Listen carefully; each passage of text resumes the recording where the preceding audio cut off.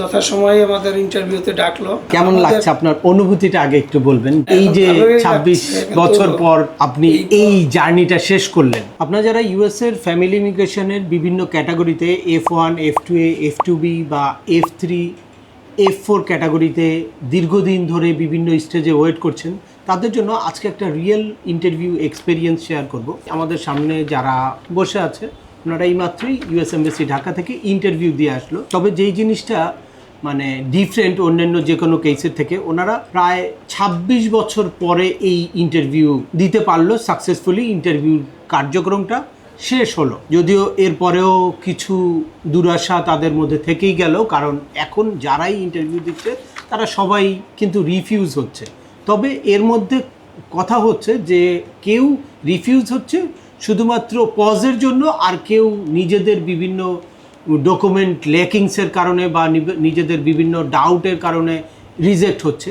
তো যদি আপনারা এই পজের জন্য রিজেক্ট হন, সেটার মধ্যে প্রাপ্তি বা সেটার মধ্যেই এখন সফলতা। অন্যান্য সময় আমরা ভিসা পেলে বা সাকসেসফুলি পাসপোর্ট জমা রাখলে যেই আনন্দটা পেতাম, যদিও এখন আমরা সেই আনন্দটা পাই না, তারপরেও এখন মনে করতে হবে যে এই যে শুধু এই একটা জায়গায় টিক দেওয়া মানে আপনি সাকসেস। দ্যাটস মিন এখন রিফিউজ হচ্ছে, এটা হচ্ছে একটা ইন্টারন্যাশনাল বা জাতীয় সমস্যা। বাংলাদেশ এই সহ 75টা দেশের ভিসা পজ আছে, সেই কারণে যতদিন এই পজটা উইথড্র না হচ্ছে ততদিন পর্যন্ত আপনি রিফিউজ থাকবেন। বাট আপনি যখন ইন্টারভিউ শেষ করে রাখছেন তখন কিন্তু আপনার ইন থেকে আপনার কার্যক্রমটা সব শেষ হয়ে যাচ্ছে এবং আপনার টেনশনটা আর থাকছে না যে আপনার চাইল্ড কি এইজ আউট হয়ে যাচ্ছে কি না, বা আপনার আদৌ ভিসা হবে কি হবে না, বা কোনো রকম কোনো জটিলতা তৈরি হচ্ছে কি না। যাদের এই ইন্টারভিউ দিয়ে এই লেটারটা ইস্যু করবে তাদের বুঝতে হবে যে এখন ভিসাটা শুধু সময়ের অপেক্ষা, যখনই পজ উইথড্র হবে তখনই কিন্তু তারা ভিসা পাবে। এটাই, এরপরে হয়তো নতুন কিছু ফর্মালিটিস যোগ হতে পারে, কিন্তু তার কেসটা সম্পূর্ণ অ্যাপ্রুভ, তার ইন্টারভিউটা কমপ্লিট, শুধু ভিসা ইস্যুটা বাকি আছে। তো সে কারণে আপনাদের হতাশ হওয়ার কোনো কারণ নেই। প্রত্যেকের জায়গা থেকে এখন চেষ্টা করবেন যাতে অন্য কোনো জায়গায় টিক মার্ক না পড়ে, শুধুমাত্র পজের জন্য। এইটা আপনাদের কোনো কিছু করণীয় নাই।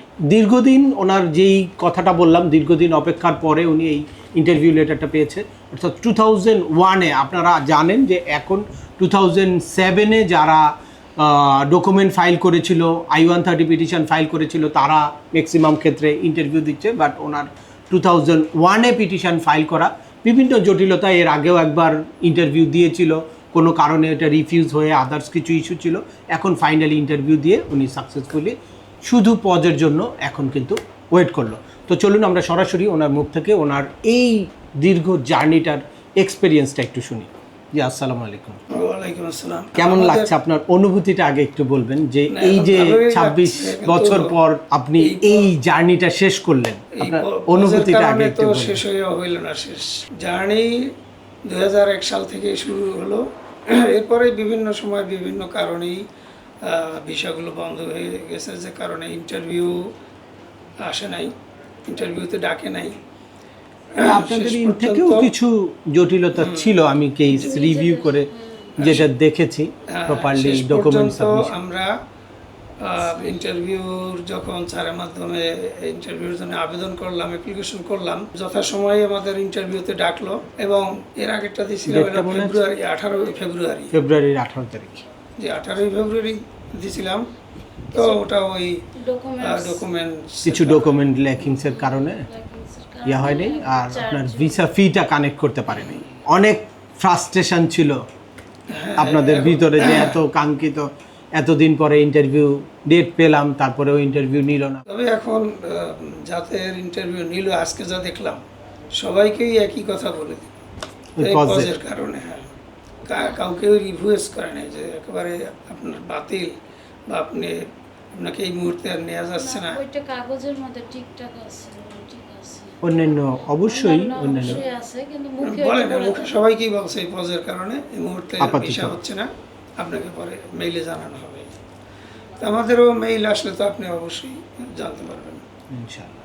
ইন্টারভিউতে কি জিজ্ঞেস করলো আপনার? এখানে ইন্টারভিউতে তেমন কিছু জিজ্ঞেস আপনার ওই যে ফিটা পেমেন্ট নিল, আর সিলের ফিঙ্গারপ্রিন্ট আমি এই বিষয়টা বুঝলাম না। ও তো ওর আবেদন করছে একেবারে ওর 6 মাস বয়স তখন, কিন্তু আজকে ফিঙ্গারপ্রিন্ট আবার নিল কেন? ওর তো এখন 14 বছর বয়স হয়ে গেছে। বলে ছেলের পক্ষে আপনি ফিঙ্গারপ্রিন্ট দেন। এটা তার বয়স হয়নি তাই বলছে।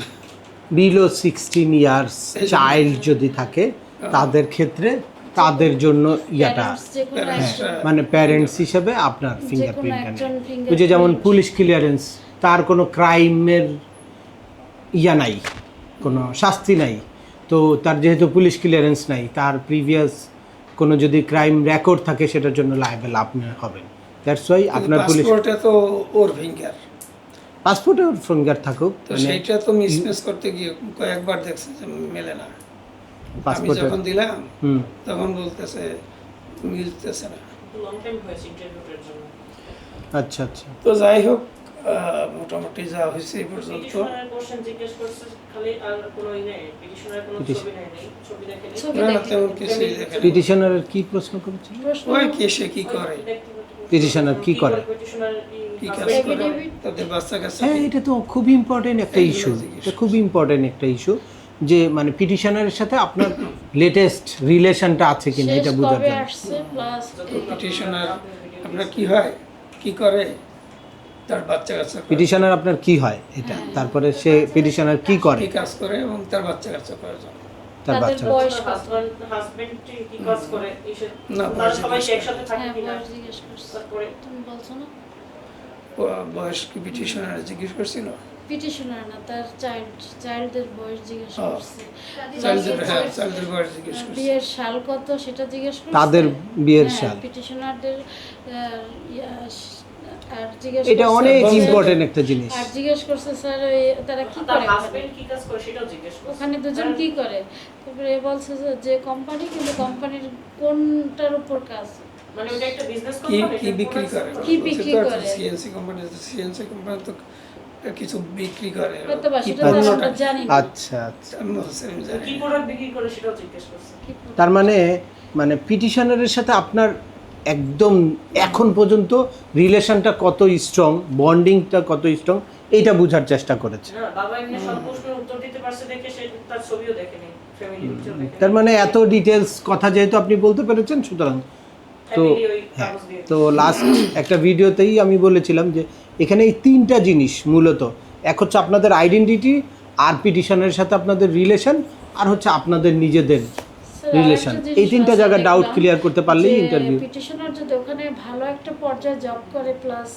পুলিশ, অনেকে পুলিশ বলছে জব করে আমেরিকায়, তাদের একটু প্রশ্ন কম করে, মানে যারা চাপটা কম, পিটিশনার মানে ভালো ওখানে গভর্নমেন্ট সে জব হ্যাঁ, যদি করে, সে একটা ভালো পজিশন, তার একটা ওখানে ওর জব না, যেটা একটা সরকারি একটা ভালো পজিশন। পুলিশ তো সরকারি চাকরি, সেটা তো বুঝি। এই কারণে তারা একটা ইয়া পায়, আস্থা পায় যে ক্রাইম তেমন করবে না, প্লাস তারা হচ্ছে ওখানে নিডি না। না না, ওই তো নিডই না, সরকারি চাকরি হ্যাঁ, করা মানে need হাই না। স্যালারি, হাই ওইটাই স্যালারি, তারা- হাই ওইটাই পেইড, তারা- ওইটাই মেয়েদের দেখে তারা সমস্যা ফাইন্যান্সিয়ালি হবে না, সলভেন্ট যে কতটুকু। financial সমস্যা হবে না। তারপর জিজ্ঞেস করছে আপনারা কি ওখানে কি কোথায় একসাথে থাকবে থাকবেন? কোথায় থাকবেন? কোথায় থাকবেন? এই বলছে সিস্টারের কাছে থাকবে। আচ্ছা, তারপর বলছে ওরা চারজন কি একসাথে থাকে নাকি আলাদা আলাদা থাকে, তো বলছে একসাথে নিজেদের বাড়ি, মানে ওই যে ওখানে ছেলে মেয়ে সহ হ্যাঁ, সবাই একসাথে। আমেরিকা নিজেদের বাড়ি একসাথেই থাকে। পিটিশনার সংক্রান্ত অনেক প্রশ্ন কিছুই জানে। সবগুলো পিটিশনার অনেক কোশ্চেন প্রশ্নই করছে। করেছে। তো এই যে দীর্ঘ জার্নিতে আপনি তো অনেক হতাশার মধ্যে ছিলেন বিভিন্ন সময়, তো মানে আমাকে রিচ করছেন কিভাবে, মানে কিভাবে আমাকে পেলেন, বা আপনি সরাসরি ফলো করেছেন নাকি অন্য কেউ আপনাকে আপনার রেফার ওই করেছে? পেজের মধ্যেই ওই ইউটিউব দেখতে দেখতে একদিন দেখলাম। আচ্ছা, তো আমার ইউটিউবে ছেলে মেয়ের জন্য আচ্ছা। ও কৃতিত্ব ডাক্তাররা আমার দেখতো। ছেলে মেয়ে। আচ্ছা, ওরাই দেখতো। তো তারপরে যে মানে আমার সাথে যখন থেকে অ্যাপয়েন্টমেন্ট নিয়ে কথা বললেন, তারপরের যেই জার্নিটা ছিল, এই যে কিছু সার্ভিস নেওয়ার বা কনসালটেশন নেওয়ার, এটা কেমন লেগেছে একটু যদি? না, আপনি অত্যন্ত হেল্পফুল, এটা মানতেই হবে। যখনই জন্য অনেক কথা অনেক বলতে- ধন্যবাদ। আপনার প্রচেষ্টা সফল হয়েছেন আপনি, সেটা বলতে হবে। আলহামদুলিল্লাহ। আবার যখনই আমরা চাইছি আপনাকে, যে ফোনের দূরত্ব অনেক আমাদের বরিশাল টু ঢাকা, যখন ফোনে চাইছি, আল্লাহর রহমতে আপনাকে পাওয়া গেছে, আপনার সাথে কথা। আর প্লাস আপনার একটা কথা খুবই আমার ভালো লাগছে, যে আল্লাহ ভরসা।